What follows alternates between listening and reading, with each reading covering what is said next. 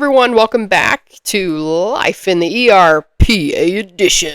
I'm Carol, and today we're going to talk about a super rare medical condition that you probably have heard of and you just didn't realize it. It's called Alice in Wonderland Syndrome, AIWS, aka Todd's Syndrome, or, I really hope I say this correctly, dysmetropsia? Dysmetropsia. Super rare. You probably know all about it just by like the title, Alice in Wonderland Syndrome. It's pretty much just like what it sounds like. It's like pretty much how you perceive things, like the size of things you see, you feel, like how you look at your own body. Everything is like distorted, like it's a distorted sense of reality, which is very, very interesting. It disrupts the brain's ability to process sensory input. Like, if you can imagine, like, like the walls are closing in on you type of thing. Like if you've ever had that kind of feeling, or like an out of body experience, like you're seeing yourself from like a third person point of view. That's what this syndrome is. It's most common in children. It's about 2/3 of cases are with less than 18-year-olds. So it can happen in adults, but most commonly in children. Up to about 30% of teenagers actually experience brief episodes of this. Most of the time, almost always, is temporary, like maybe lasting a couple seconds to a couple minutes. Some unfortunate individuals experience it for hours or days at a time, apparently. From what I was able to look up, it looks like from 1955 until 2016, there have been less than 200 cases that like were severe enough to actually need any medical attention. So that's interesting. But as you can imagine, it's named after the 1865 storybook Alice's Adventures in Wonderland by Lewis Carroll, aka I guess Charles Dodgson is his name.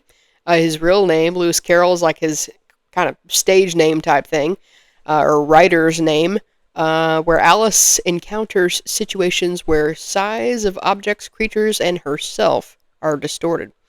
It was believed that Lewis Carroll himself actually experienced Alice in Wonderland Syndrome, and like kind of like wrote the story Alice's Adventures in Wonderland, like based off of himself. So a little bit more about that disease. There's no current criteria for the diagnosis because it's like so rare. And then I guess if you've ever experienced it, nobody ever like goes to the doctor for it, I guess. There's not really like any data for this. But kind of like what we already talked about, like you have disturbances in self-perception. So like you feel like part of your body's too big. I really hope I pronounced this correctly, like partial macrosomatogonosia. Try to say that 10 times fast. Partial macrosomatogonosia. Or too small is partial microsomatogonosia. Somatogonosia, I think is how you say it. Anyway, if you feel like your whole body is tall, then it's macrosomatogonosia. If you feel like you're too short, like, I don't know, like a foot tall or something, then it's total micromatogonosia.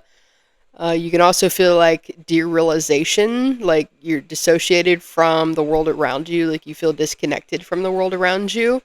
You can get depersonalization, which is a type of dissociation where you feel disconnected from your own body, thoughts, or feelings, like kind of like that out-of-body experience, watching yourself in like the third person type of thing.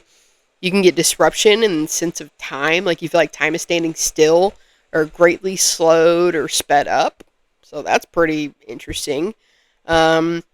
Disturbances in visual processing, which is apparently the most common type, and it's about 75% of cases, but where sizes of objects are larger, like macropsia, or smaller, micropsia. You can feel like the distances are closer or farther away. Closer plopsia, or farther away is telopsia. These are really fun words to say. I really hope I'm saying these correctly, but I don't know. Changes in both size and distance, like something is smaller, seems like it's moving farther away. Paropsia.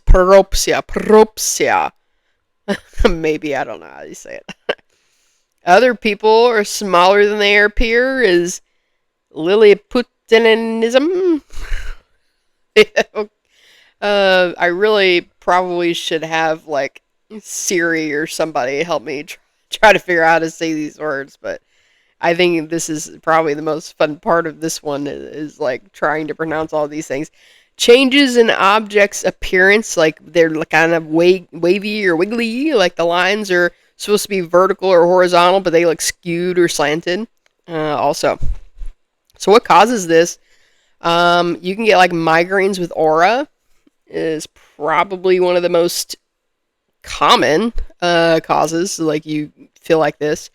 You can get infections like Epstein-Barr virus, EBV, the flu, varicella chickenpox, or shingles, typhoid, Lyme disease, scarlet fever. Apparently, can all make you feel like this, or have a temporary Alice in Wonderland syndrome type feeling.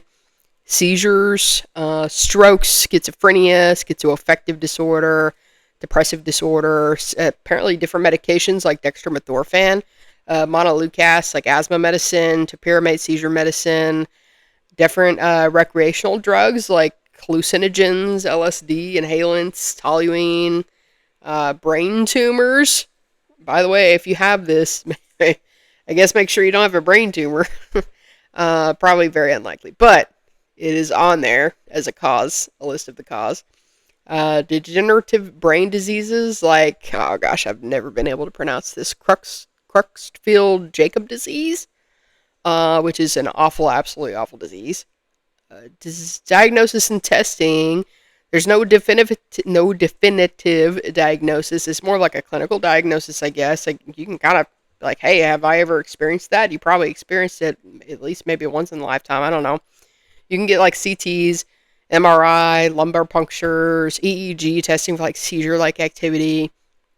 You can get visual evoked potentials testing as well, according to the clevelandclinic.org reference that I looked at for this one.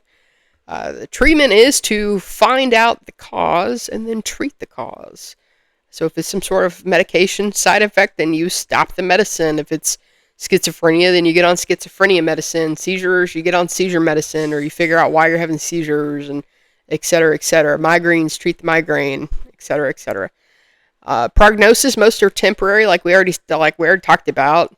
Many last like minutes to hours, or may last minutes to hours, but mostly it's like just a couple of seconds, I guess. Sometimes longer.